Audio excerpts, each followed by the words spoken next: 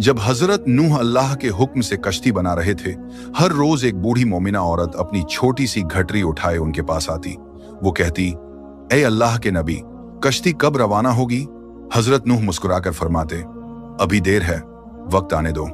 वो औरत वहां बैठी रहती, पूरा दिन इंतजार करती, फिर शाम होते ही घर वापस चली जाती। यह सिलसिला कई दिनों तक चलता रहा। एक दिन हजरत नूह ने उस बूढ़ी औरत से फरमाया, ए बूढ़ी अम्मा, जब जाने का वक्त आएगा तो तुझे बता दिया जाएगा। वो सर झुकाकर चल दी, मगर दिल में यकीन था कि जब कश्ती चलेगी नबी जरूर बुलाएंगे। वक्त गुजरता गया, फिर अल्लाह का अजाब आ गया। जमीन पर तूफान बरपा हो गया, पानी हर तरफ फैल गया और हजरत नूह की कश्ती रवाना हो गई।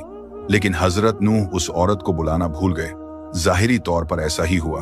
तूफान थम गया, समंदर की लहरें रुक गईं। कुछ वक्त बाद हजरत नूह के दिल में ख्याल आया कि चलो उस शहर को देखा जाए जहां से सब कुछ शुरू हुआ था। वो कश्ती से उतरे और शहर की तरफ चल दिए। जब शहर पहुंचे तो देखा हर तरफ वीरानी और तबाही है, मगर एक कोने में एक झोपड़ी से रोशनी आ रही थी। एक दिया जल रहा था। हजरत नूह हैरान हुए, इतना बड़ा तूफान आया, सब कुछ डूब गया, लेकिन यह दिया कैसे जल रहा है? उन्होंने जोर से अल्लाहू अकबर कहा। झोपड़ी का पर्दा उठा। वही बूढ़ी औरत घटरी उठाए बाहर आई और मासूमियत से बोली, या नबी अल्लाह, क्या कश्ती अब तैयार है? चलें? हजरत नूह की आंखें हैरत से फैल गईं। उन्होंने पूछा, ऐ बूढ़ी अम्मा, तुझे कुछ भी पता नहीं चला? औरत ने सादा दिली से जवाब दिया, क्या नहीं पता चला या नबी अल्लाह?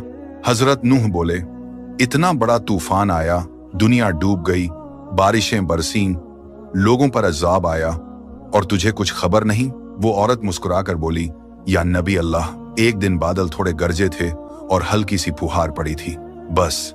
हजरत नूह ने आसमान की तरफ देखकर फरमाया, ए मेरे रब, यह क्या मौजिज़ा है?